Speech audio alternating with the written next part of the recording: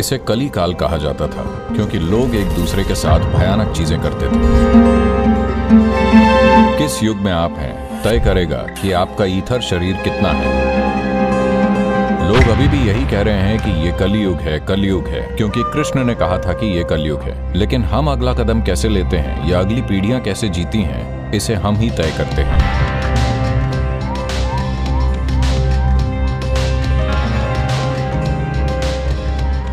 तो ये सारी बात चल रही है कम से कम न्यूज चैनलों पर तो कि ये कलयुग है, कलयुग, क्योंकि कृष्ण ने कहा था कि ये कलयुग है। कब कहा था? 5124 साल पहले।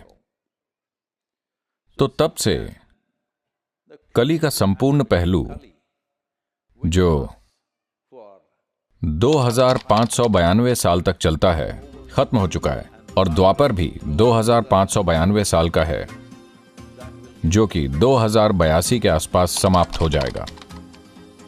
इसका मतलब है कि और 58 साल,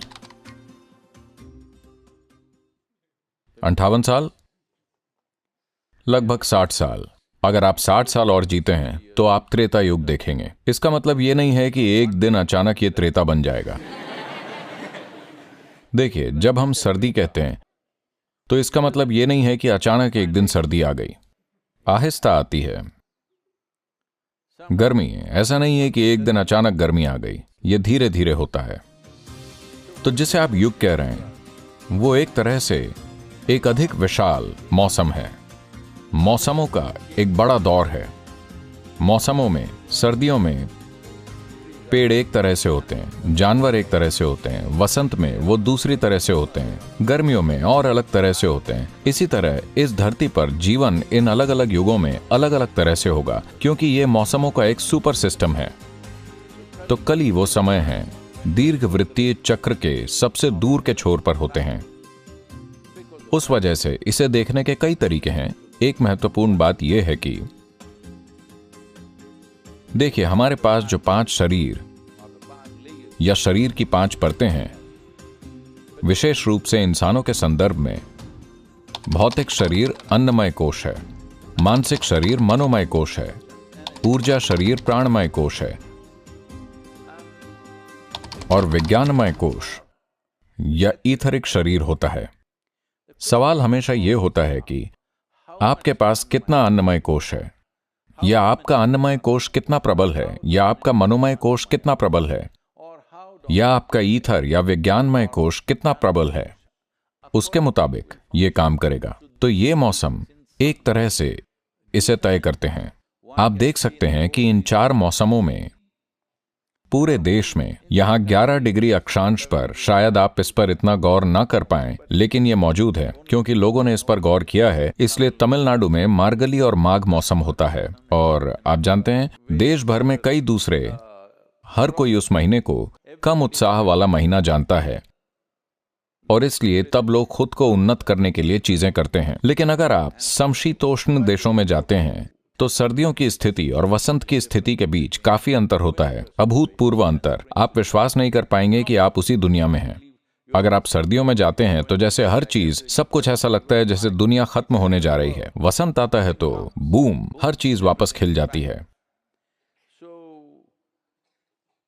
तो कम से कम गोलार्ध के इस हिस्से में या गोलार्ध के उत्तरी हिस्से में ये ऐसा ही है। दक्षिणी गोलार्ध में ये उल्टा है, लेकिन वही चीजें होती हैं।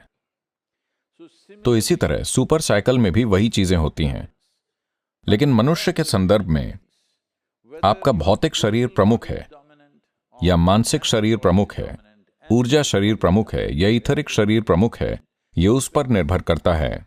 जहां ये नियमित वार्षिक चक्र भी कुछ हद तक इन्हें तय करते हैं, लेकिन सुपर साइकिल बहुत कुछ तय करती है। किस युग में आप हैं तय करेगा कि आपका ईथर शरीर कितना है। इसका मतलब यह नहीं है कि यह पूरी तरह से निर्णायक है। यह सब कुछ नहीं है, बस इसका प्रभाव होता है। आप किसी भी युग में होकर शानदार हो सकते हैं, और आप किसी भी युग में होकर एक झमेला हो सकते हैं। इस सब का यह अनुभव आपके अच्छे या बुरे होने का सवाल नहीं है। या आप लोग कहते फिरते हैं, देखिए, जिस पल आप किसी चीज के बारे में पूर्वाग्रह रखते हैं तो कोई व्यक्ति पापी बन जाता है और कोई व्यक्ति संत बन जाता है। यह कैसे होता है? आप कुछ मूल्य निर्धारित करते हैं, अगर कोई उस पर खरा नहीं उतर पाता तो वो पापी है, अगर कोई उस पर खरा उतरता है तो वो संत है। लेकिन ये मूल्य अलग अलग जगहों में, युगों में, समय समय पर बदलते रहते हैं। ये बदल रहे हैं, वो महत्वपूर्ण नहीं है। महत्वपूर्ण बात यह है कि हम समझते हैं कि जब हम यहां हैं तो हम जो हैं, हम अपने भीतर जो कर रहे हैं, हम उसका परिणाम हैं। अब सवाल बस इतना है कि हम अपने भीतर जो कर रहे हैं वो जागरूकता में हो रहा है या बेहोशी में। अगर हम जागरूकता में कर रहे हैं तो परिणाम वैसा ही होगा जैसा हम चाहते हैं। अगर बेहोशी में कर रहे हैं तो परिणाम रैंडम या बेतरतीब होगा, और रैंडम परिणाम बहुत दर्दनाक हो सकता है, परेशानी भरा, कभी कभी आपके लिए, ज्यादातर समय दूसरों के लिए। हेलो, अगर आप पागलों की तरह बर्ताव करने लगें तो आप बेशक परेशान होंगे, लेकिन आपको ज्यादा ध्यान मिल सकता है। लेकिन दूसरों को बहुत तकलीफ होती है, आपके आसपास के लोगों को।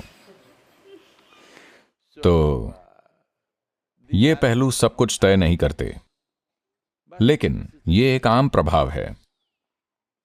तो कलियुग के दौरान, जो 2000 से अधिक साल पहले खत्म हो चुका है, इसे कली काल कहा जाता था, क्योंकि लोग एक दूसरे के साथ भयानक चीजें करते थे।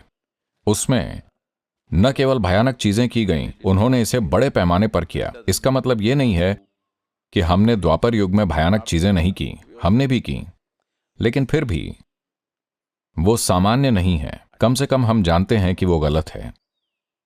यही बड़ा अंतर है। अगर आप कुछ भयानक कर रहे हैं तो कम से कम आप जानते हैं कि यह नहीं करना चाहिए। अगर आपको लगता है कि यह सही चीज है, तब यह अलग मामला है, क्योंकि फिर सुधार की कोई गुंजाइश ही नहीं है। वो दुनिया का तरीका बन जाएगा, जो जैसा कि अतीत में था। कई कई चीजें जो हमें मनुष्य के कर सकने के लिए असंभव लगती थीं, आमतौर पर अतीत में की गईं, और उन्हें सही काम के रूप में स्वीकार किया गया। तो हमें इसका इंतजार नहीं करना है। देखिए, इसने इंतजार नहीं किया। अभी गर्मी नहीं आई है, लेकिन यह हमें पहले से ही पसीना दे रही है। क्यों ना हम भी समय के एक कदम आगे रहें? हेलो। तो इसलिए यह बहुत महत्वपूर्ण है। पिछली पीढ़ियों ने किसी चीज के लिए नींव रखी है या नहीं, वो तय करता है कि अगली पीढ़ी कितना निर्माण करेगी, है ना?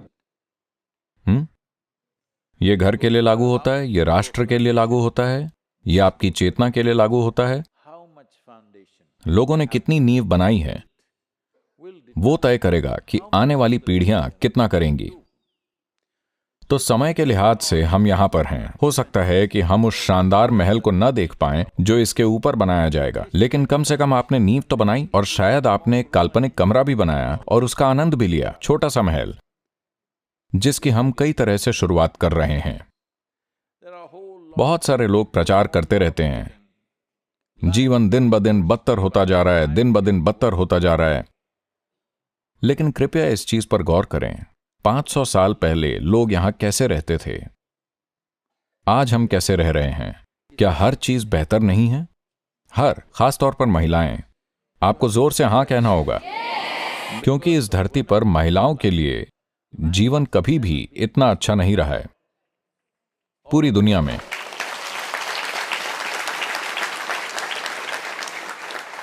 तो हम अगला कदम कैसे उठाते हैं, वो हमारे हाथ में है। हम इस तरह इसलिए हैं क्योंकि किसी ने कुछ बुनियाद बनाई है, तो हम इस स्थान पर आए हैं। लेकिन हम अगला कदम कैसे बनाते हैं या अगली पीढ़ियां कैसे जीती हैं, यह हमारे द्वारा तय होता है। तो ऐसे समय में, जब मैं कहता हूं ऐसे समय में, जब हम एक युग से दूसरे युग में जा रहे हैं, जब मौसम सर्दी से वसंत में बदल रहा हो, तो हमें खिलने के लिए तैयार रहना चाहिए। हेलो। कई मायनों में हम जिस दौर में हैं वो बहुत महत्वपूर्ण है, क्योंकि शायद मैं इसे नहीं देख पाऊंगा, मैं इसे नहीं देखूंगा, लेकिन आप में से कई युवा लोग इसे देखेंगे कि हम द्वापर युग से त्रेता युग में जा रहे हैं।